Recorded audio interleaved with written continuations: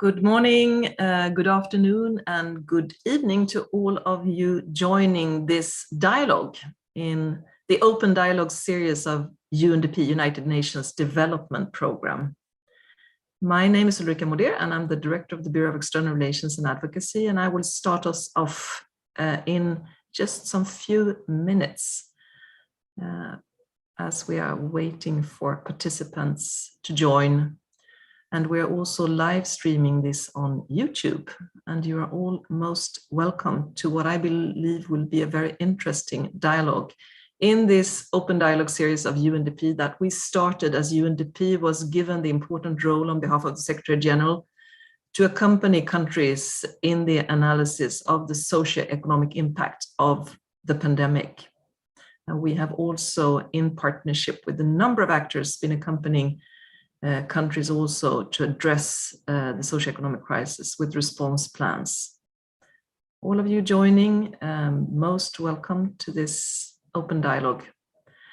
My name is Ulrika Moder, and I'm the Director of the Bureau of External Relations at UNDP, and we will get started now. And I would like to give a heartily welcome to all of you, and then a special welcome also to a number of ambassadors joining us here today from Barbados, from Gambia, from Kiribati, from the Islamic Republic of Pakistan to the United Nations, also our former president of ECOSOC, who will also deliver an intervention before the Q&A session later.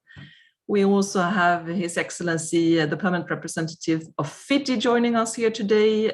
We have His Excellency, the Permanent Representative of Papua New Guinea, and His Excellency, who is the Permanent Representative of the Republic of Vanuatu. All of you are most welcome to this Open Dialogue series and the discussion that we're going to have here today about SDRs, special drawing rights, and the importance of supporting countries in different ways to get back on track and move beyond recovery towards the achievement of the Sustainable Development Goals. So as listeners join, we should get started. So leveraging special drawing rights, the so-called SDRs for COVID-19 recovery and the SDGs, is the latest installment in UNDP's Open Dialogue series, which we launched in 2020 together with our overall COVID-19 response to increase partners' awareness on how UNDP is responding to the development needs of the communities and countries that we are here to serve, but also to help to address the impact of the pandemic. And this is then the 8th dialogue that we hold as part of such series. We encourage all participants to share comments or ask questions using the chat box function in Zoom, and we will answer also in the chat box, but there will also be a Q&A session at the end. So in addition to Zoom participants, we have also other members of the public and external partners joining us via UNDP's YouTube channel. You are also most welcome. And our team will be moderating and addressing questions on both Zoom and on YouTube as they come. And we can also cover them, as I said, hopefully also during the Q&A session. Now, today's session aims to shed a light on what we can and are already collectively doing to help advance equity, resilience, but also sustainability through effective channeling of the new special drawing rights. Many developing countries are going through their 3rd or even 4th wave of infections with no vaccines at sight. And UNDP has also fully engaged in the vaccine inequity that we see across the world. And as the pandemic drags on, we know that already limited resources are really stretched thinner. Debt vulnerabilities, as we will hear, are intensifying, and countries are in acute need of support. More than 60% of developing countries are now highly debt vulnerable. And this, of course, puts at risk their recovery from the pandemic and risking everyone's recovery. And the international community must, with the strength needed, act.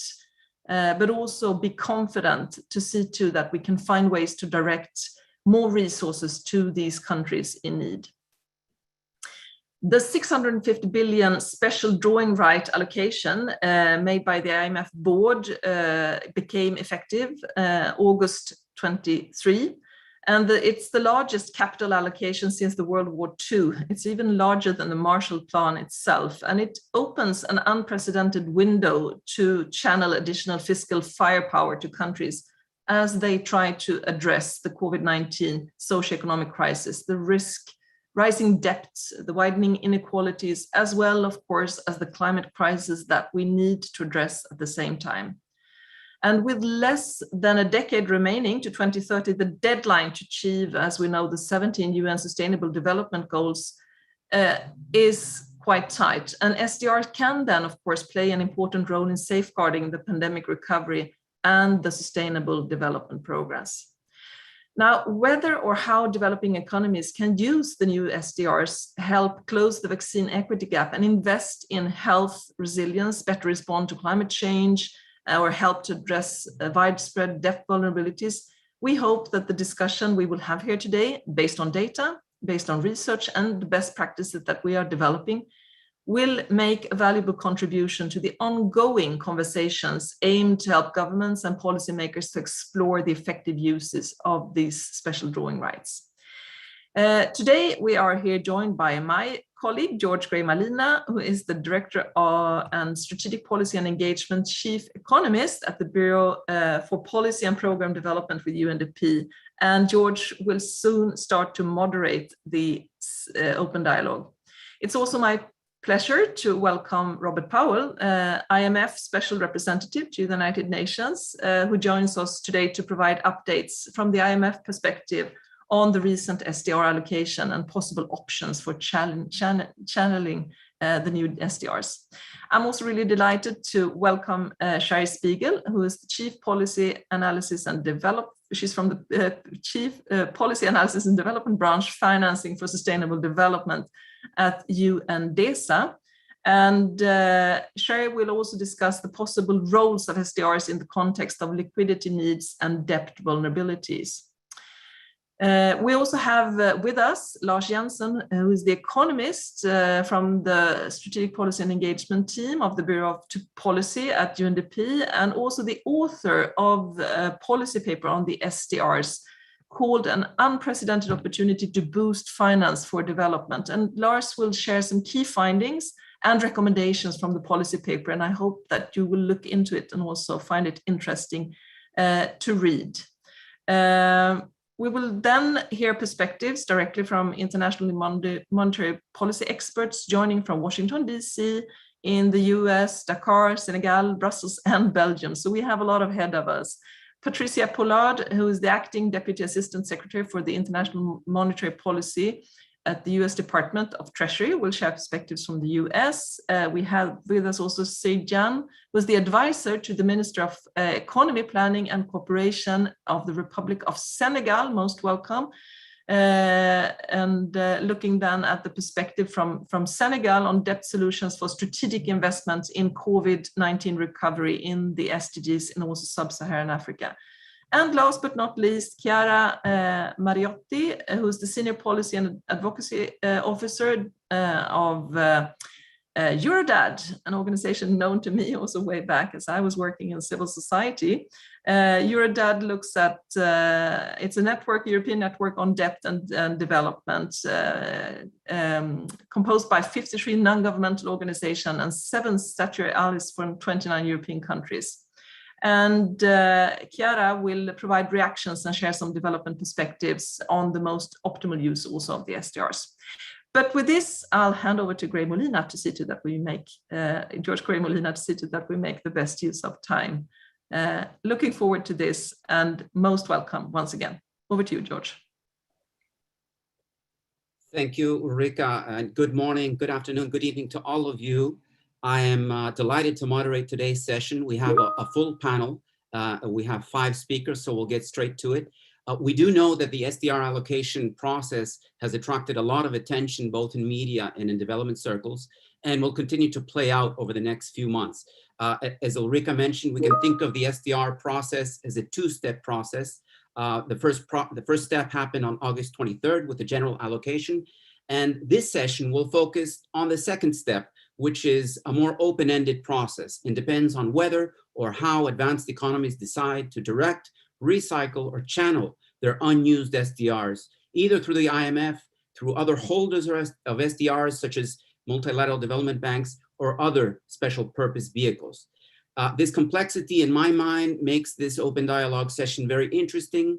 The SDRs are, for me, much like Schrodinger's cat, both dead and alive. They're both a reserve asset, but also a liability when exchanged for hard currencies. I'll be asking our distinguished guests to enlighten us on how we think about the SDR process as we move forward.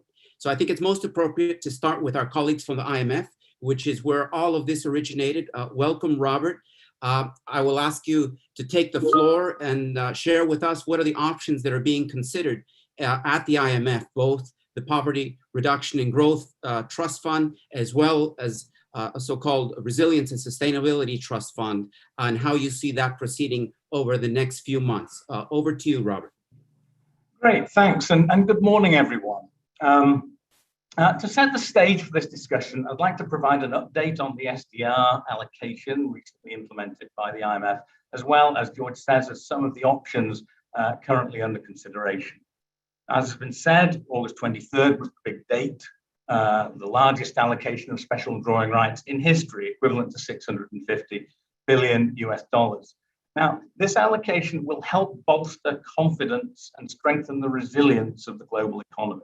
These SDRs are a shot in the arm, if you like, for the world. And if used effectively with transparency, accountability, and with as much as possible going to the most vulnerable countries, they offer a significant opportunity, we think, to combat this unprecedented crisis. A couple of simple clarifications that are worth stressing, and George just mentioned them, they're very important. The SDRs are not a currency. And importantly, an SDR allocation is not a transfer of wealth. Instead, SDRs are an international reserve asset, and the allocation involves for each member an equal increase in both their reserve assets and in their long-term liabilities. And in that sense, it's more analogous to a line of credit or a bank overdraft than it is to a grant. And that's why you might hear some countries say, oh, we didn't need it. Others, of course, need it very much. Now, in terms of benefits of the SDR allocation will provide additional liquidity to the global economy, supplementing countries' existing foreign reserves and potentially reducing their reliance on more expensive domestic or external debt that can have a positive impact on debt sustainability. About 275 billion went to the emerging and developing countries, of which low-income countries received about 21 billion, amounting to more than 6% of GDP in some cases. So the allocation will increase their foreign exchange reserves and potentially create more room for in their budgets, helping to step up their fight against the virus and support the recovery. So on the use of SDRs, member countries can decide how to best to utilize their SDRs. So there's no conditionality here. So for example, they can hold on to them as part of their official reserves or convert them into one of the 5 SDR basket currencies, dollar, yen, euro, etc. But while this is a sovereign decision, it must be a prudent and well-informed decision and should be consistent with macroeconomic sustainability. Now, IMF staff are already working with members on the best use of their SDRs to help ensure transparency and accountability. And we've developed a framework for assessing the macroeconomic implications of the new allocation, statistical treatment, which can vary, and governance issues and how it might affect debt sustainability. For those interested in the nitty-gritty details, there is a guidance note available on the IMF website. And the IMF plans to prepare a follow-up report on the use of SDRs as part of this transparency in two years' time. Now, focusing on the channeling of SDRs to low-income and vulnerable countries, to magnify its impact, the IMF is encouraging voluntary channeling of some SDRs from members with strong external positions to the poorest, most vulnerable nations. Now, we are looking to increase the lending capacity of the IMF's Poverty Reduction and Growth Trust, that's PRGT, which provides concessional loans to low-income countries. Now, the PRGT requires funding from member countries in the form of both loan resources, which are the resources then on lent to the eligible borrowing members, and subsidy resources, which allow a concessional interest rate, it's actually been zero since the global financial crisis, to be charged on those loans. Now, over the past 16 months alone, several member countries have already pledged to lend $24 billion US, including 15 billion in existing SDRs, to the PRGT to supplement its loan resources. So not the subsidy resources, but the loan resources. And we're calling on members to build on this effort by leveraging the newly allocated SDRs. Now, the IMF is also engaging members on the possibility of a new resilience and sustainability trust that could be used to channel SDRs to help poor and vulnerable countries implement reforms associated with structural transformation of their economies in the face of long-term challenges, climate being an obvious example. Now, discussions on the details of a potential trust, including eligibility and the type of lending instruments that might be involved, are still ongoing with the members. So this is very much in the hands of the members and potential contributors to such a trust in terms of design and finalizing. A third possibility is, which is under discussion, could be to channel SDRs to support lending by multilateral development banks. World Bank, African Development Bank are obvious potential candidates. And talks are ongoing as to how to make this option viable and to establish whether there is an interest in this form of financing in the MDBs and what the constraints might be, especially from the donor side of things. Now, clearly the PRGT is the tried and tested approach here and the one with the potential for immediate action. We kind of know what we're doing and the instruments are in place for that. The Resilience and Sustainability Trust, I think, will take a little bit longer to agree among members. I know the managing director would like to agree something by the end of the year. But again, we're in the hands of the membership here. And any channeling through lending operations probably would, through lending operations of MDBs would probably take longer still, I think, though we're all still working very hard on all these options. Finally, I think it's important to stress that the SDR allocation and SDR channeling are not a silver bullet. The SDR allocation should be seen as part of a broad range of support measures that we all have to work on to exit from the crisis and minimize the dangerous divergence across countries. The SDR allocation builds on the IMF's broader effort to support countries through the pandemic, which includes 117 billion in new financing for 85 countries since the start of the pandemic, debt relief service for 29 low-income countries, policy advice and capacity development support for over 175 countries. And all this is part of the effort to help secure a strong, more sustainable, green and inclusive recovery. Maybe I'll leave it there, but of course I'm ready to take questions.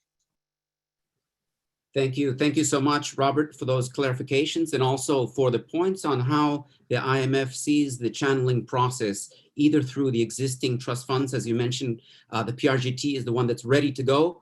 And then, of course, we need to continue to explore what an MDB channel would look like or what a resilience and sustainability trust fund would look like. Let me turn to our colleague, Sherry Spiegel from UNDESA. Sherry, welcome. You've been following this discussion for a long time, both on the liquidity and debts side. Of course, the report that you put out every year on financing for sustainable development is an acute snapshot of what flows look like every year around the globe. Could you join us and tell us what you think about is going on with SDRs as it relates to liquidity and debt, and what is the perspective from UNDESA? Over to you. Great. Thanks, George. Thanks so much. And good morning, good afternoon, good evening to everybody who's here. And thank you for having UNDESA participate in this discussion. So in terms of the sort of debt and liquidity challenges, every year we put out the Financing for Sustainable Development report, as George mentioned, and as the 2021 FSDR highlighted, we're really at a risk of a diverging world. This was, we post this every year at the end of February, and these issues have become even stronger, more so since then. But we have some countries recovering on the broad vaccine rollouts and strong stimulus measures, and others at a risk of sinking deeper into a cycle of unsustainable debt, austerity, unemployment, and poverty. And as you all know, as most of us know, half of low-income countries and LDCs are already at high risk of debt distress, and also several mixed and particularly small island developing states are under a lot of pressure. So the question, there are two issues we need to think about. One is the liquidity issues. And at the start of the crisis, there was enormous liquidity pressures across the board. But as we know, liquidity has returned in to many countries, but some countries are able to take advantage of the low global interest rates, and whereas others are effectively locked out of capital markets and can't borrow, and the cost of borrowing is very expensive. So what does this mean in terms of financing for development and the role of SDRs? So countries are facing both immediate pressures of financing and then also longer term structural issues in terms of investment needs for addressing the climate crisis and structural transformation. So the Secretary General has highlighted 3 types of challenges, and I wanted to go into this sort of background to then be able to put the SDRs into some context. So the first are short-term liquidity pressures, and the international community, the debt service, DSSI, the debt service suspension initiative, was really meant to address not the debt issues, but liquidity issues. And SDRs also have a really important role to play there. The second is the increased risk of debt distress. And there, we know that the actually DSSI, because it rolled over payments, but didn't actually reduce them, they're going to be lumpy payments coming forward, debt payments coming forward into 2022 and beyond, that if countries don't have support and if the crisis continues, are going to be very, very difficult for countries to repay. And the common framework of the G20 is meant to address those issues. But as we know so far, only 3 countries have approached it so far, and there are questions of how this is going to work. And so the third point, so the first is short-term liquidity pressures. The second is the increased risk of debt distress. And the third is the limited fiscal space for the crisis response and investment. And this is a case where you have countries that are highly indebted, but not at the brink of debt distress, but don't have space for investment in the climate, in the pandemic response, as well as in long-term climate action. And so, and in that case, where do SDRs fit into these needs?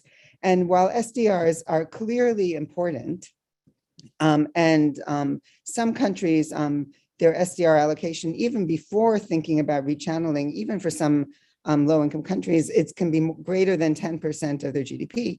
In other cases, it's quite small. But the question is, which of these 3 areas do SDRs address? And it certainly addresses the short-term liquidity pressures. When you talk about countries in debt distress, it's much more complicated, because as I guess it was George mentioned, or actually, and as well as Robert, SDRs are in essence liability. So they themselves are, it's as a letter of credit, seemingly they're some form of a loan. They're almost a perpetual debt instrument. And so they increase the debt of countries. Because they're a liability. And if you look at the really very helpful report that the staff fund have put out on the technical aspects that Robert mentioned earlier, when you think about how they are going to be incorporated into debt sustainability analyses, they actually increase the debt levels when they're used of countries. And so because of this, for countries that are on the brink of default, SDRs are not going to solve that problem. If a country is under debt distress or close to debt distress, SDRs don't replace the need for dealing with debt restructuring and dealing with debt distress issues. And they can help countries by lowering the cost of financing. So you're swapping out of an expensive debt for cheaper debt. And that can be very useful, but they're not going to solve the debt problem. And so it's just important to keep in mind, what is the role of SDRs and what they can do and what they can't do. The second point, I think, would be SDRs are not going to be sufficient to solve the entire problems that we're looking at. So I heard that the numbers of something like $485 billion are needed in Africa alone to just address the impact of the pandemic. So certainly SDRs, and then you think about the trillions needed for rebuilding better. So certainly SDRs are not going to solve that on their own, are not big enough to solve it on their own. But when we think about the solutions, my final thing will be to just refer to the comments that Robert talked about. There are three types of solutions. The first thing is I really want to say that it's to really commend the IMF for doing such really excellent work in thinking how to use the SDRs in the most productive way to be able to really respond to the crisis across the board. And it's really, really impressive and important work that's going on that they're doing. In terms of the different, what the different solutions that Robert mentioned address of the three problems the three challenges that I mentioned, certainly the PRGT and the potential for the new resilience and sustainability trust, they are meant to address the balance of payments needs of countries. So particularly, they're certainly good for the short-term liquidity impacts that I had mentioned at the start. I think the Resilience and Sustainability Trust is also hoping to think about the long-term balance of payment stability for long-term sustainability. They're probably not as good, as I said before, for countries. They don't help countries that are in or close to debt distress. And there also is a question of if that is the most effective use to finance for countries to address structural reforms. So using the SDRs through the IMF is probably the quickest route, but it is not necessarily the best for all three of these different types of challenges. So you really, particularly for this question of what do countries that are highly indebted, but how do they get the resources to invest in the SDRs? I think that using to invest in the SDGs, using the third element of going outside of the IMF to those institutions that are well placed to invest for long-term investment is probably, to support countries in long-term investment, is probably a really important avenue to continue to explore.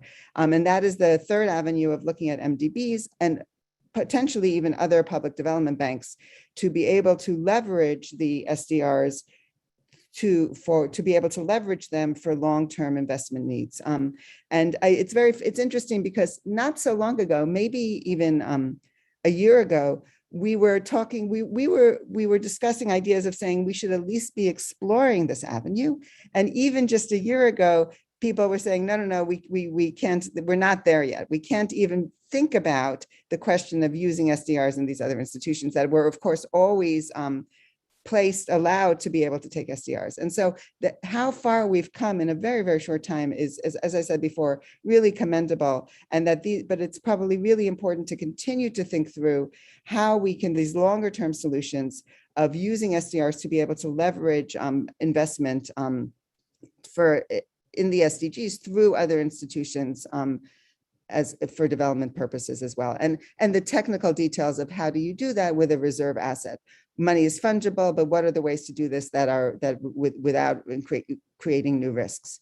And my final comment will just be that to really just echo what Robert said, that SDRs are just one tool in development finance. They are not a silver bullet. They are not going to solve the problem on their own. We still need concessional finance. We still need non-concessional long-term development official finance.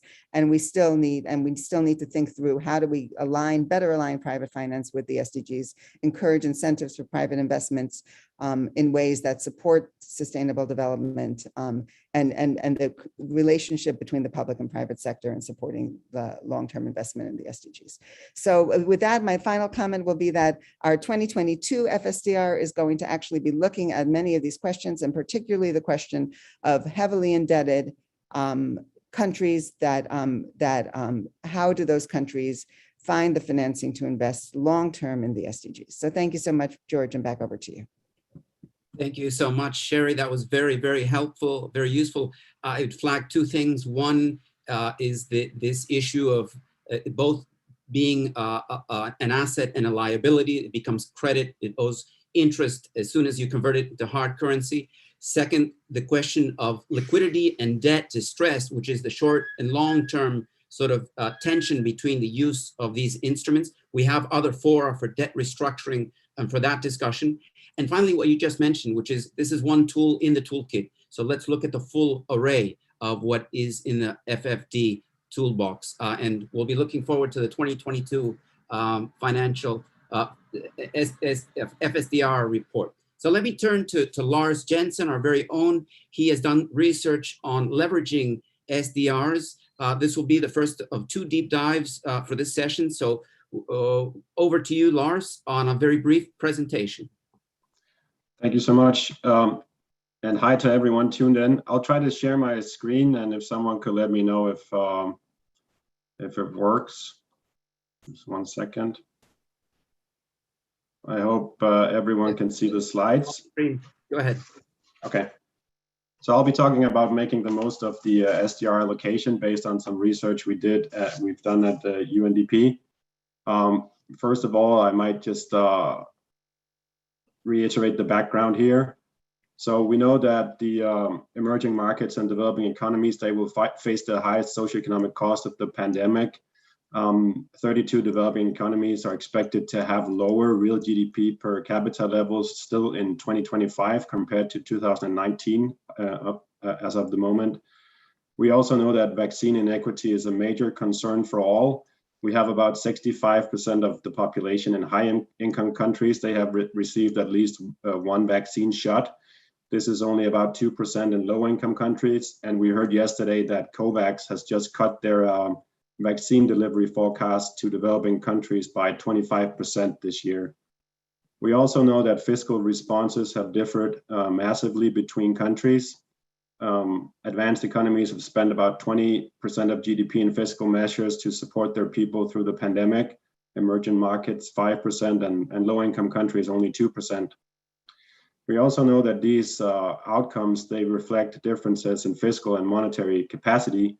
And we saw that even before the crisis, growth was slowing down and debt was increasing in a lot of countries. So what we find is that 60% of developing countries can now be classified as highly debt vulnerable. And by debt vulnerable, we rely on sovereign credit ratings and debt sustainability risk ratings. And if we have to look a little bit closer at these 82 countries, we see that 47 of these countries have passed the threshold for gross public debt as a percentage of GDP, and the median country has passed it by more than 22 percentage points. We also saw that 50 countries, they had adverse debt dynamics in the 5 years leading up to the pandemic, and by adverse debt dynamics, we mean contributions to the debt ratio not coming from primary balance contributions. And they added, the median country added 10 percentage points to their debt ratio in the 5 years leading up to the crisis.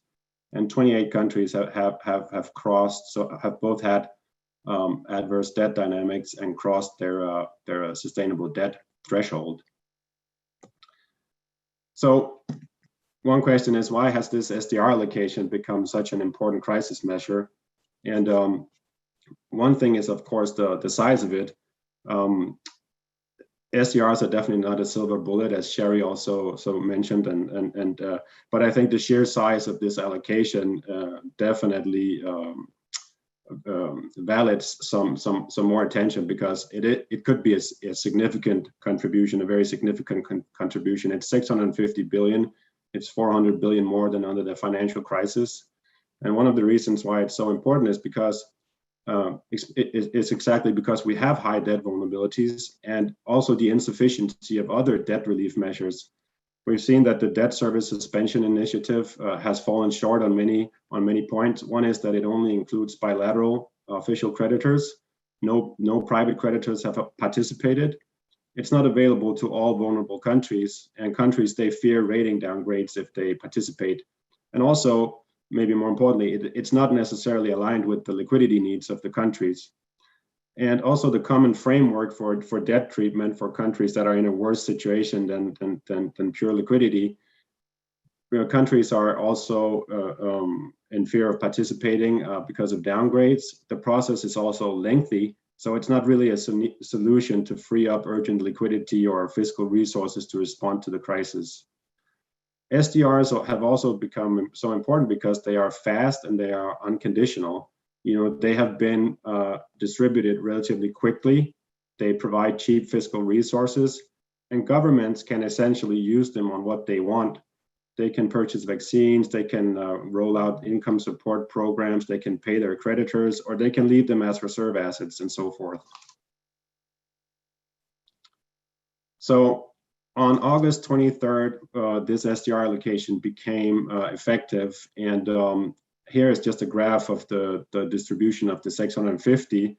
And I'm basing this graph on World Bank income classification.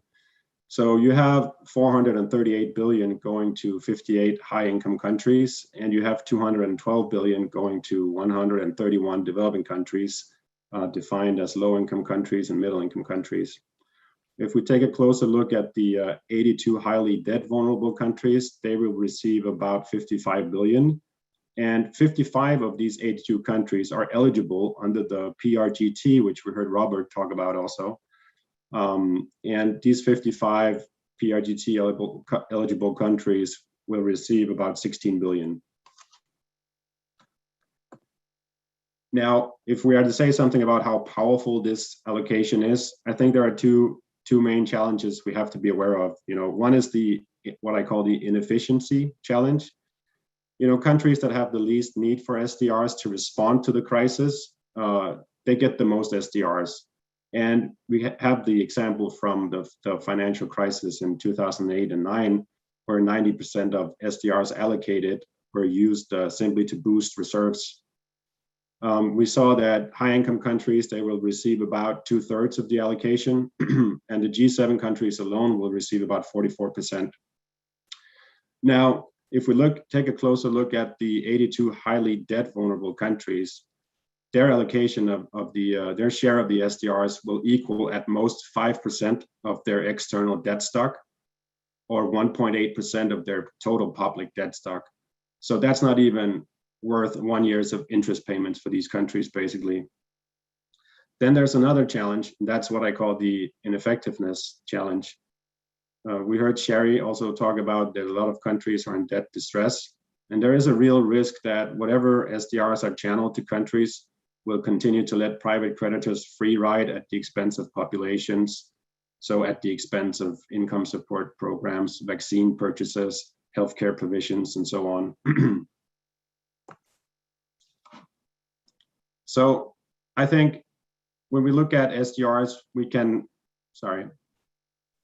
there are like two global public goods that will require capital transfers to vulnerable and struggling countries. And I think a large-scale redistribution of SDRs, it's definitely not a silver bullet, but it can make a very significant contribution to the achievement of these global priorities. But of course, as Robert also mentioned, only if stronger countries with strong external positions are willing to seize this opportunity. And these two global public goods are basically, number one is, we need to end the pandemic everywhere. And that means provide urgent additional resources to crisis-related spending. Number two is that we need to achieve a just global low carbon transition. So we need to fund investments in climate change mitigation and adaptation. But also, as Sherry was saying, there's sort of an elephant in the room here, and that is unsustainable debt. And we really need to find ways of dealing with debt in order to make these SDR redistributions or the additional funding, other means of funding, more effective.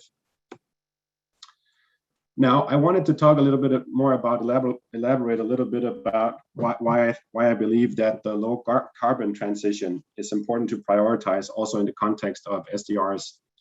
It might be a little difficult to see, but this graph shows climate vulnerabilities. So on the x-axis, you basically have a country's capacity to deal with climate-related hazards. And on the y-axis, you have their exposure to climate-related shocks. So these are the physical risk of climate change. And all the red dots are countries that are highly debt vulnerable. So if you take the upper right quadrant of this figure, that's the 22 most climate vulnerable, countries in the world. And 16 of these are highly debt vulnerable developing economies. So are 9 out of the 10 most climate vulnerable countries. And in total, more than 3/4 of countries that score high on the aggregate climate vulnerability index are also highly debt vulnerable developing economies. So there's a very high correlation here. I also want to mention that dealing with the climate challenge is really about managing sustainable development at large. You have a bunch of exogenous climate shocks that are going to hit some countries harder than others. Some countries are very highly exposed and vulnerable to the physical and the transitory climate shocks. They have low coping capacity, meaning they have limited fiscal space. They are dependent on fossil fuels. There's a risk of a high percentage of stranded assets. They have low diversification. And all this will result in basically SDG regress, poverty, migration, social unrest, loss of human capital, carbon-intensive entrenchment, environmental degradation, and so on. So it's really about managing sustainable development at large. We have a situation where advanced economies, they will lead decarbonization through pricing and through regulation, and developing economies will be expected to follow with large-scale transformations of energy, transportation, and food systems, etc. But even if we disregard these countries' own mitigation strategies for climate change, some of the macroeconomic consequences of a global low carbon transition will have massive socioeconomic ramifications in many resource dependent developing economies. There are different studies out there. One of them is the Carbon Tracker Initiative. They published a study on what this will mean for government revenue. And they estimate a $9 trillion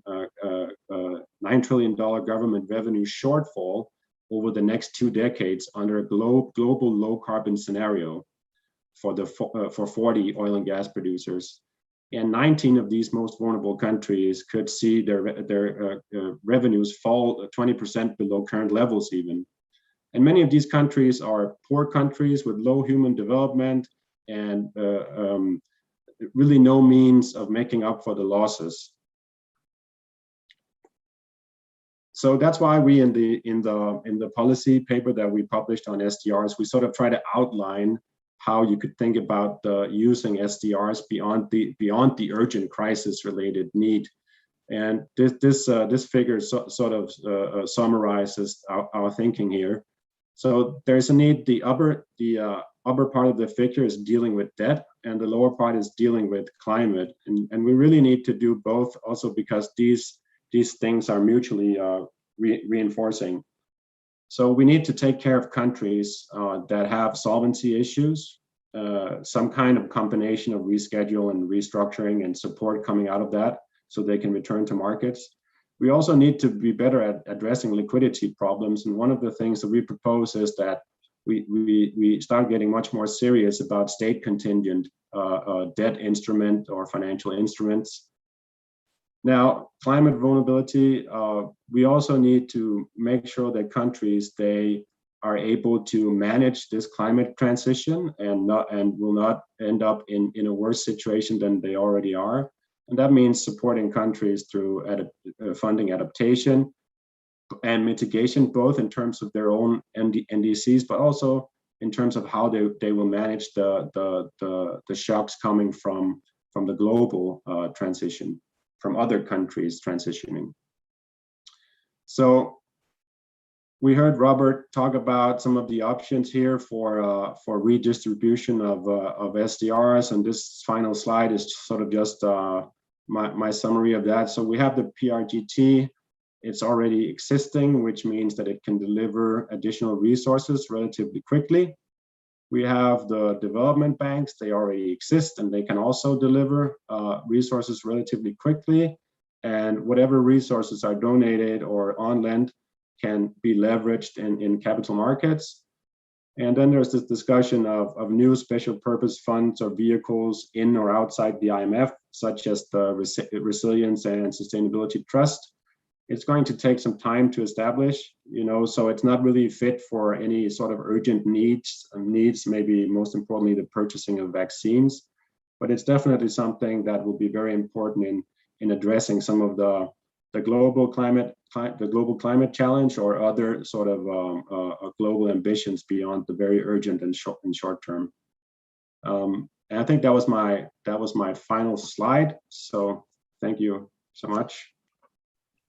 Thank you so much, Lars. I wanted to flag two things about your very interesting paper, and I encourage colleagues to take a look at it. One is that what you do is focus on the SDRs as long-term asset, and you match that with a compatible portfolio, which is the climate investment agenda. So I think that's of great interest to all of us who are following this discussion. But second, you also mentioned a particular vehicle. You could use something like the European Monetary Stability Mechanism, leveraging capital markets. You could either do it displacing SDRs or using SDRs directly. So I just encourage colleagues to take a look at that. I think it's a great piece, and we'll be following up on this discussion a little bit later. So let me turn now to Mr. Siege Diane. Welcome, Siege, advisor to the Minister of Planning and Economy in the Republic of Senegal. We know that you have been following the SDR discussion and also thinking about strategic investments for pandemic recovery and SDGs. Over to you on how Senegal is looking at this and how you see this discussion evolving in the African continent. Thank you very much, George, for this introduction. Good morning, good afternoon, and good evening to everyone. It's a pleasure for me to be here on behalf of the country.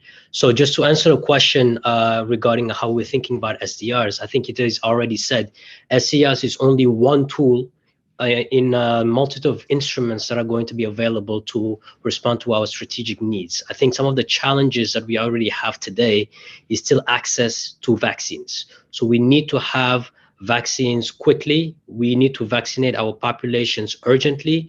I think the presentation from Lars showed that the risk of economic divergence continues to increase. We're seeing that developed countries have already over 65 to 70% of their adults being vaccinated. On our side, not even 10% of our populations have already even received one shot. And other countries are already talking about a booster shot, just to tell you the levels in which where we are. That is a big risk because it creates an uncertain environment, and attracting investment, is particularly SDRs and other types of investments in an uncertain environment, is very difficult to do. So we need a long-term, patient, impact-focused capital that can be concessionary, but also can be supporting the private sector as well. And you need to create an environment that is certain, that is already beyond COVID-19 to do it. But today, with less than 10% of our population being vaccinated, that is going to be a huge channel. So the SDRs, one opportunity to use the SDRs will be to continue to push on the vaccine rollout. We've received our Johnson & Johnson vaccines from the African Union a couple of days ago, our first rollout, but we need to get the most of it in 2021. The risk is if we don't do the vaccines quickly, the effectiveness is going to decrease. God forbid we see more variants, which will really undermine all of the progress that has been made on the medical side. It is going to put the economic risk even more riskier than it is today. So that is one thing. The second thing is, on terms of the SDRs, the ways we can also use it is to be a vehicle for the development of the private sector. The presentation that we had before, we talked about also debt sustainability. So in terms of the government carried the bulk of the growth, at least for the case of Senegal, in terms of the strategic investments that we were able to make on the infrastructure side, on education, on health, in order to put the countries in a very strong growth trajectory. We expect the private sector to take over the next few years. We need to then, therefore, support the private sector. So how do you support the private sector? It is not only providing them access to financing, to cheap, concessionary access to financing. SDRs is one tool. We could use it as a guarantee mechanism. So we can use that as the state, as a collateral for them to get access to a cheaper loan with the commercial banks. But we also need to have a capital markets that is developed. We also need venture capital, private equity, just private capital in general, that is going to be also accompanied by the best know-hows and great management and great leadership, so that we can train the next generation of African entrepreneurs, businessmen, leaders, in order to take our great continent and great countries forward. And then the third thing that I would say we could use the SDRs for, from a state perspective, is to leverage the state counterpart. When we make strategic projects, especially on export financing, there's usually a 15% down payment that the state has to make. So it goes back to the point that was mentioned about the challenges, which is the short-term liquidity pressure.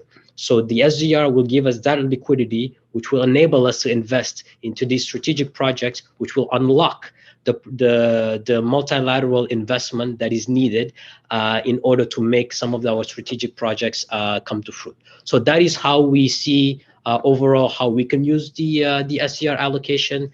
Again, we need to focus really on getting the vaccines quickly as possible to reduce the economic uncertainty that is underlying our recovery. We need to continue to focus on the private sector and how do we best support the private sector. We need to continue to improve our business environment. We have very strategic goals of being a top 50 in the doing business ranking that is going to attract investors, institutional investors, long-term capital patient investors who can then align their interests with our long-term vision for the development of our country. So that's how we are thinking about it today.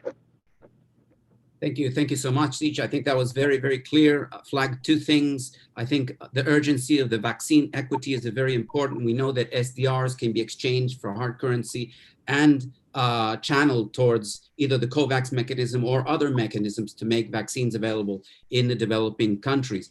The second point that you make is also very strategic. When we think about the private sector and accessing capital markets, we know that there is a risk premium that's paid that's very, very high for many developing countries.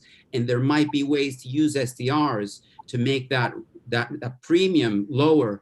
And a recent proposal from ECA focused on the repo market and to think about concessional repo financing for liquidity in sub-Saharan Africa. So thank you so much for flagging those two issues. I'm sure we're going to come back to this in the question and answer. Let me turn to Patricia Pollard. Welcome, Patricia. You're the Acting Deputy Assistant Secretary at the U.S. Department of Treasury. You're, of course, following this and you're front and center on how you see the SDR general allocation, but also this second step.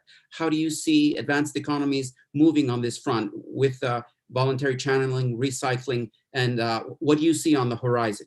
Over to you.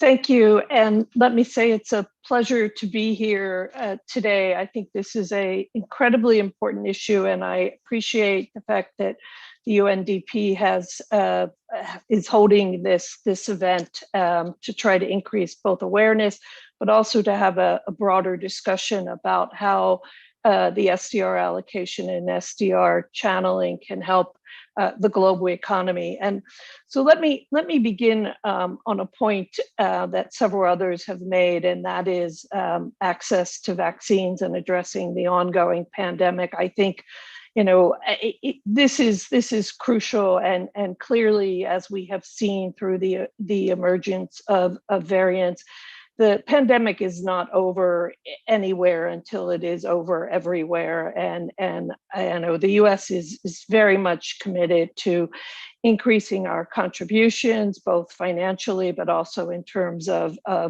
distributing vaccines to the rest of the global economy, countries where, particularly as Sich has mentioned, in Africa, where vaccination rates remain incredibly low, not because people are not wanting the vaccines, but because they do not have access to the vaccines.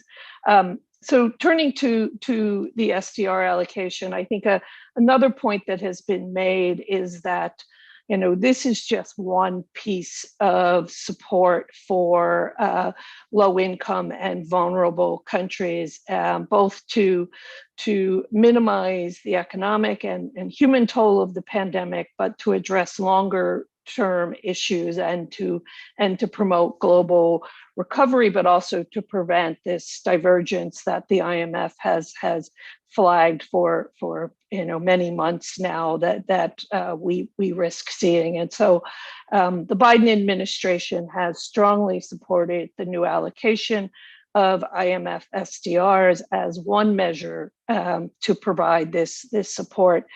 And we're already seeing that the allocation that occurred just a couple of weeks ago is clearly boosting global liquidity and can support countries' efforts to address and recover from the COVID crisis. So I want to address kind of two issues, most of which have been said by others, but just to emphasize a couple of things. The one is on what countries can do to use the allocations that they have. And then secondly, what can be done to channel SDRs from countries such as mine that really have no use for them to countries that can make better use of those. So, I think, the allocation that has just occurred is a rare opportunity for countries with limited access to capital markets to rebuild their foreign reserve buffers, but also to use this new liquidity to help fund critical spending. And, I think, clearly there's a range of spending that is important. First, combating the pandemic, protecting public health, strengthening, public health systems, and then minimizing economic scarring and social damage from the pandemic.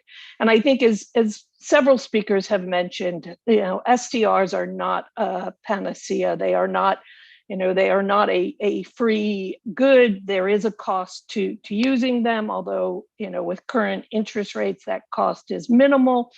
But they still should be used prudently and transparently to promote accountability and to maximize their benefits.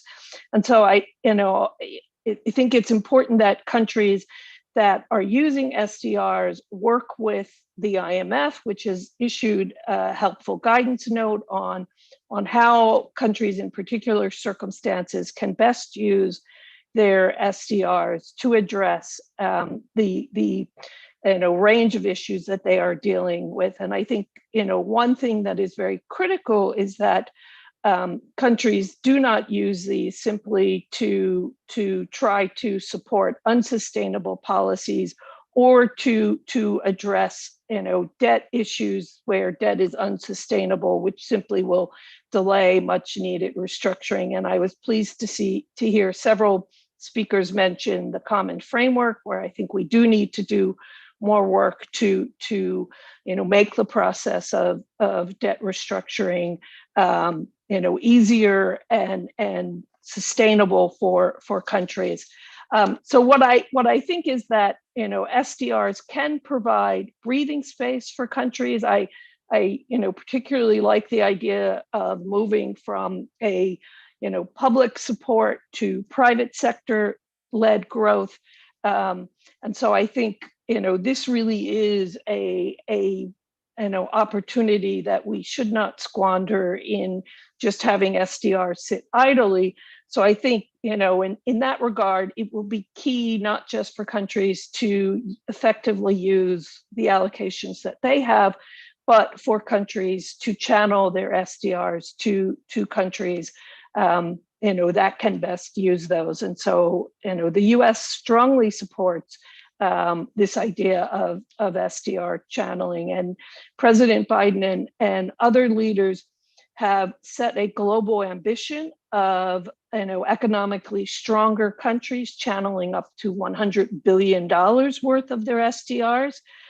We believe this size of a response is desperately needed to prevent further global divergence and to underpin countries. And so I would urge all countries that have the ability to channel their SDRs to do so, to support this effort. We certainly need this to be a collective effort.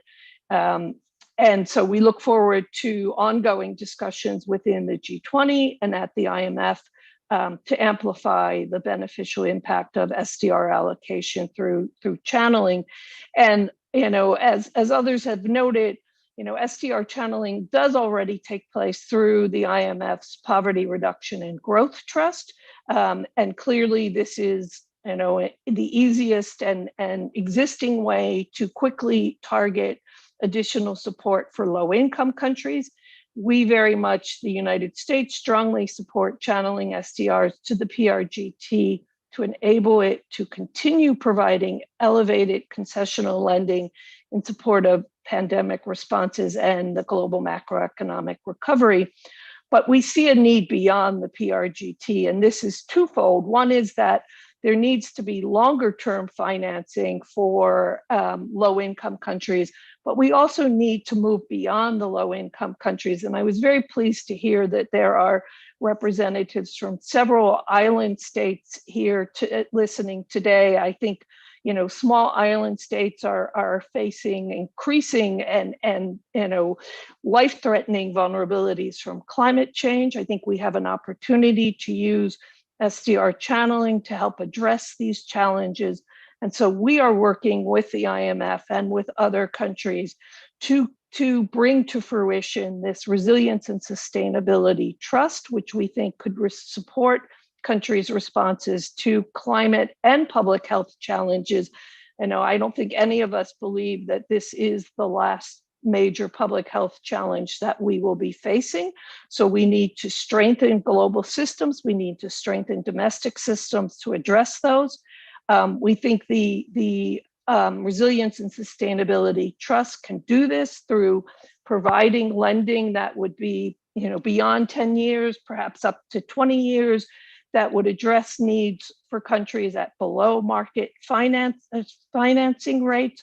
So it could support countries that are willing to pursue these long-term structural reforms to make their economy greener and to make them more resilient to shocks. And so I think this is a key opportunity that we have to move forward to addressing some of these overwhelming needs that countries are facing. And in fact, I think it was failures to invest in preventing and mitigating global threats that have led to the long-standing issues that we are now facing, both with the pandemic and with climate. And then let me just end by noting that the U.S. Treasury is working with Congress to provide authorization to us to be able to lend up to $21 billion of our SDRs to the IMF, both for the PRGT and for the Resilience and Sustainability Trust.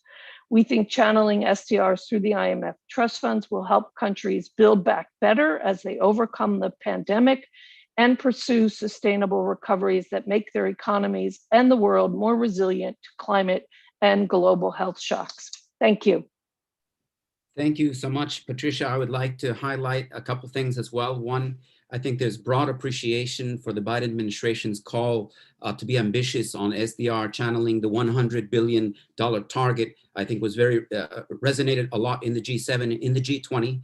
A second point that you make is, which is strategic for all of us working in the developing world, is to think about middle-income countries, about small island developing states, and that catalyst role that this can play for private financing, for capital markets. So I would like to stay focused on those messages, but thank you so much for your presentation. Let me move to our final presentation, and time is tight, unfortunately. I would like to welcome Chiara Mariotti from Eurodad. Of course, Eurodad has been focusing on this issue for a long time. Very interesting, insightful briefs and discussions. I'll pass the floor over to you, Chiara. I would like, if we could focus on a 5-minute presentation, that would be the best for all of us, so we can move into the question and answer. Thank you so much. Over to you, Chiara. Yes, for sure. I will try to be as possible. And good morning and good afternoon, everyone. And thanks so much for inviting, and maybe say something a little bit uncomfortable, which is that this SDR allocation is incredibly welcome and needed, but it has come, let's say, a year later than it was needed and first called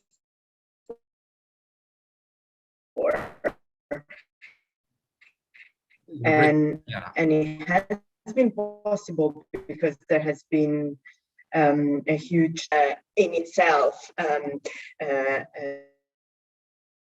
underlines and points the finger to some limitations that there are in the IMF governance, and that might need to be revised also in view of the review of the quota system and the quota allocation that is in the plan for the next couple of years.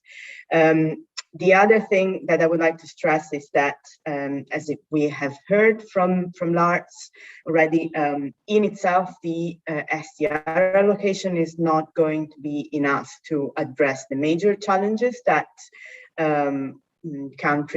developing countries are facing, and in particular, the debt problem. In our estimates, we found that more or less the amount of SDR received by developing countries is less than half than the cost of debt service alone for 2021. So again, very much along why the civil society a few months ago, before the amount of the SDR allocation was called for, was calling for something much larger in the range of 3. I believe we've lost Chiara. We've had trouble with the connection there. Let's see if she's back. Chiara, can you hear us? Perhaps without camera on would be easier. Thank you. Chiara, if you put your camera off, maybe it works better. Please go ahead, Chiara.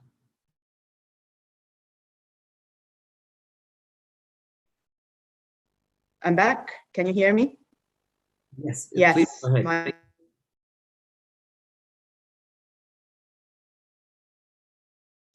Now you're muted though, Chiara. Yes, my apologies. I'm not sure what's going on with the internet connection. I'm not at the office. Camera might Can you hear me now? Yes. Shall we try again? And I put the video off. Yes, thank you. Okay, all right. So I was just saying that civil society was calling for a much larger allocation, and the fact that we didn't get it makes it even more important that we go for a rechanneling that is as large as possible, and that also depending on how the pandemic recovery is going to be and play out in the next year or so, for the IMF to consider the possibility of a second allocation. In terms of how the international community should face the issue of channeling, I'm going to highlight a few principles that civil society we have been discussing and putting forward for the past months, and I'm gonna be very quick.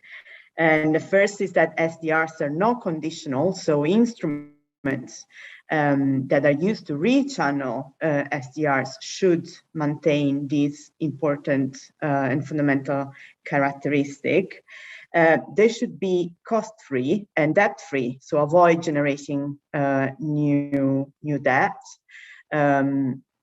And so the best option would be mechanisms that provide grant-based financing in the forms of budget support. And of course, if this were not to be possible, then additional loans should be, have characteristic of maximum concessionality. And this, in terms of the IMF, might mean leverage the rapid credit facility more, for instance. New mechanism should make SDR accessible to middle-income countries. SDR's contribution should be considered as additional to existing ODA and climate finance commitments, unless they are provided as grants. The point on transparency and accountability, which is of course important, but so far I think it has mostly been stressed in terms of countries' transparency and accountability towards the IMF or rechanneling countries, not enough the issue of transparency and accountability towards citizens and civil society in the way in which SDRs are then used and spent. And something else that I wanted to stress is that all discussions on rechanneling mechanisms in the past months there have been many, but frankly, they haven't been hugely transparent. And we understand that the IMF has been doing a huge work, and we are sure that they are, that you're working a lot and facing huge challenges, but engagement with civil society and with mechanisms that would guarantee stronger participation of developing countries in the decisions that involve how these rechanneling mechanisms are going to be designed should be larger, deeper. We don't feel that we have been engaged enough so far in the discussion, let's put it that way. A couple of very final points. Yes, the PRGT, the use of the PRGT for rechanneling has the huge advantage of being there, being fast, so being let's say that the instruments that would guarantee an emergency response and a fast use of rechanneled SDR as much as possible, but it doesn't really reflect the principles that I have just highlighted, especially in terms of conditionality and creation of new debts. And we don't really know enough about the RCT yet. Something that should really be avoided is that the provision of funds through the RCT is tied to existing IMF programs. Otherwise, we go back to the problem of tying SDRs to conditionality. And finally, and this is a point that has been stressed already, we really must avoid being complacent and self-congratulatory with this new emission, which is a historical step, but the debt crisis is still there, it's still unresolved, and it's not going to be solved through SDR allocation and rechanneling. So the attention on that needs to remain high. And I will stop here. Apologies for the disconnections. Not at all. Thank you so much, Chiara. I think that was very useful, very important for us to hear civil society voices on this. We've been following the discussion closely over the past months and year, frankly. There has been a call for a larger allocation. There may be a need for a future SDR allocation, and the principles that you lay out are something that are being discussed and debated. The issues of conditionality, transparency, and accountability, and also thinking about who's in the decision-making process involved for the voluntary channeling and recycling. So thank you very much for your contribution. We will be moving to the question and answer segment, but I would like to, before we begin on that segment, I'm delighted to welcome His Excellency Munir Akram, Permanent Representative of Pakistan and former President of ECOSOC, to our Open Dialogue series. Excellency, I now invite you to take the floor for a brief intervention. Over to you. Thank you very much, George. And thank you for this opportunity to discuss the SDR allocation and its utilization. I think it goes without saying that this huge creation of $650 billion in new SDRs is a most welcome development. Shorten the arm for the world economy, and especially for the developing countries. The presentations have been very educative, and I think that there is much greater clarity, which I hope will become available to a wider segment of the development community, including most of the developing countries, in order to understand the benefits, the limitations, and the difficulties involved in utilizing the SDRs.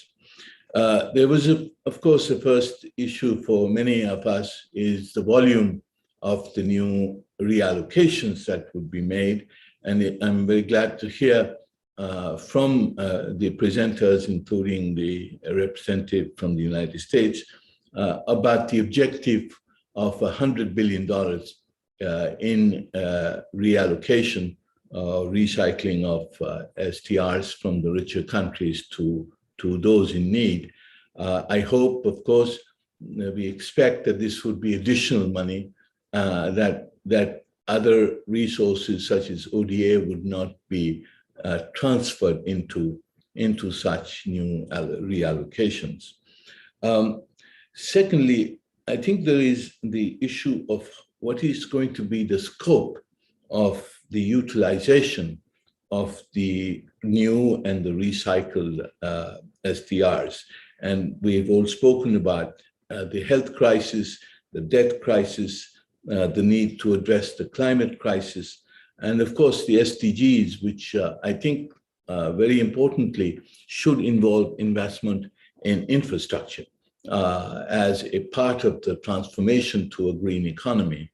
Now, each one of these areas, if they are to be addressed, will probably need to be addressed through different windows or different instruments within the framework either of the IMF or the MDBs and the regional development banks. I would not also exclude national development banks as part of the actors in making such financing available.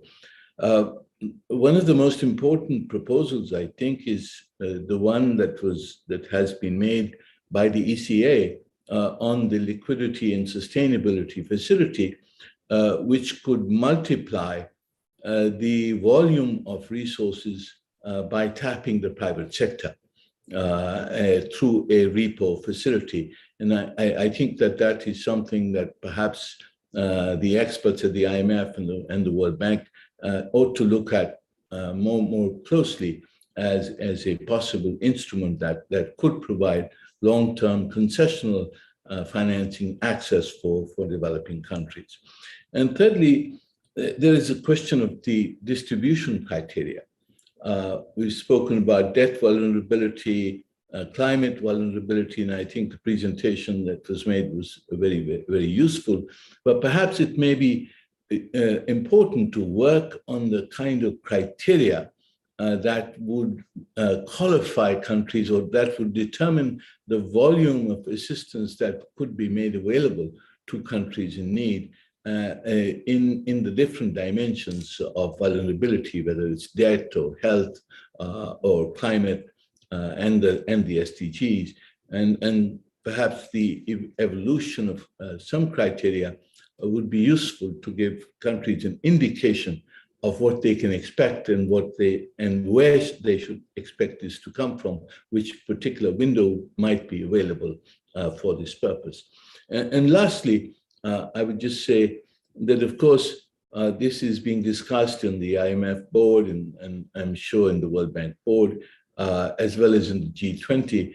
I would urge a discussion of this nature also at the United Nations, in the Economic and Social Council, and perhaps including a dialogue with the developing countries, with a group of 77 countries, in order to enable them to fully understand the potential and the limitations of this SDR allocation and the recycling of the SDRs. I think that would be very helpful in clarifying the debate and moving us forward in the right direction. So thank you very much for this opportunity. I'm most grateful to you. Thank you, Joe. Thank you, Your Excellency. Excellent points. I'm sure we'll get back to this now on the question and answer segment. Allow me to read a couple of questions and I'll pass them along to a couple of the speakers. We don't have much time, so I'll read 3 questions and I'll circulate. So the first one, I believe, is on the mechanics of SDR allocation, and this would go to Robert. So this is from Leslie Lam at the Asian Development Bank. What would SDR allocation, what would the architecture be for a multilateral development bank? Would it mimic sort of the 3 account structure that the PRGT has today, or will it be something different? Will it be paid in capital equity? How do you see the architecture of MDB participation? The second question would be for Patricia. There's a question that is about the discussion between who owns this. Is it the central bank of a country, or is it the Minister of Finance in that country? And there is an ongoing discussion in the developing world. You're a policymaker. Are the SDRs owned by the Fed? Are they owned by the United States of America or by Treasury? And finally, a question perhaps for Sherry, which is, how could we channel these funds urgently for vaccine equity? We know the complications of going through existing funds, but how could we rapidly use SDRs or exchange them for foreign currency to reach the COVAX and vaccine challenge? With those three questions, I think we'll wrap it up, but let me move to Robert for maybe a 1 minute, if you could, or 2 minute response. Thank you so much. Great, thanks. I mean, the question you gave to me was on MDB participation. I mean, of everything I've heard, there's been very little that I wouldn't agree with in what I've heard from all the speakers today. I think actually there's been a lot of consensus. But one thing, and it was actually Lars who said it, which I would disagree with, was his ordering of how quickly things will happen. But I think that it's probably easier for the RSP to get established than for the MDBs to work out how they're going to do it. Because the answer to this question is it really depends on what the MDBs themselves want to do and what arrangements they're able to agree with the holders of the SDRs. So it's not, you know, the IMF has quite a lot of experience with the PRGT, and that will help us in setting up some new kind of trust. But for the MDBs, I think it may take a little bit longer because it's not something that the IMF is going to tell them how to do it. They've really got to think it through for themselves, and the donors have got to decide, what kind of a relationship they would want to have with the MDBs. So I suspect that one will take a little bit longer. Very quickly, on who owns the SDRs, it's actually different in different countries because you have each country nominates the fiscal agent. And so most of the time it's the central banks, and they would potentially be on lending them to others. But sometimes countries nominate treasuries or as the fiscal agent. So we're guided by the membership. I'll leave it there. Thank you. Thank you so much, Robert. Over to Patricia. Thank you. Yes, Robert mostly answered that question. For the US is one of the few countries where it's actually Treasury that owns the SDRs and not the Federal Reserve, which gives us much more flexibility in terms of using these. It has, the SDR was created as a reserve asset. Therefore, it was natural in many cases that it was the central banks as the fiscal agent that actually held these. Initial purpose was to build up reserves. We are really now looking at somewhat of a different use for some countries of those, and have encouraged through the IMF central banks and governments to work together to reach agreement on how these could best be used. This has also come up in the issue of creating the trust fund, in that central banks very much who hold SDRs very much want to preserve the reserve asset nature of these. So we have been working very closely with our partners and with the IMF on designing a trust fund where this actually can be possible. And I will just also echo Robert's remarks in that, our initial thought in looking at channeling was to work with the IMF because we do have experience. The IMF does have experience in using SDRs. We are open to working with MDBs to best find ways that they can channel SDRs as well. And then just one point I want to emphasize too that some have raised, and that is we do very much see this as additional money and not replacing, not a substitute for other type of ODA, other type of lending assistance. We want this to be a net addition and not simply a replacement for what is already being done. Thank you. Thank you very much, Patricia. Over to Sherry. Great, thank you so much. And I'll be very brief because in a sense, Robert also touched on this question, that in terms of timing, the fastest way to reallocate resources is through the IMF. The PRGT is set up, and the other mechanisms are going to really take a longer time, other than the initial allocation that countries have, which is really varies so much depending on country size and depending on countries. And so really to finance vaccines, it's probably one needs to really look beyond SDRs to other sources of finance as well. Thank you. Thank you so much, Sherry. Maybe on behalf of all of us at UNDP, I just wanted to thank you so much. I think this has been a very exciting series. I would just, coming back to my own metaphor, I would say that Schrodinger's cat is more alive than dead. So we'll have more of this discussion coming up in the G7 and the G20. I, for one, will be following closely. So I just wanted to thank you for some wonderful presentations to all of you. I'll close sending it back to my boss, Ulrika Moder. Ulrika. Thank you. And I'll just use 10 seconds to say that you find a lot of information on our website. I'm proud to say that UNDP is the most transparent UN agency. So look for more information on our website, and we will certainly come back to this topic, but also other topics, as we have been accompanying countries and communities in the socioeconomic recovery.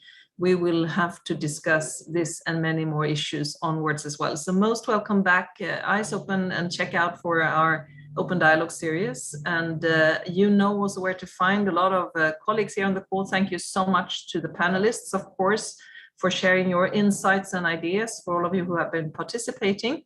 And don't hesitate to get in contact with us with both following up questions, but also ideas that needs to be put on the table if we are to support countries and communities in the right way. So thank you so much for having accompanied, and looking forward to more discussions on this topic, but also other discussions. Thank you very much, and bye-bye. Bye-bye.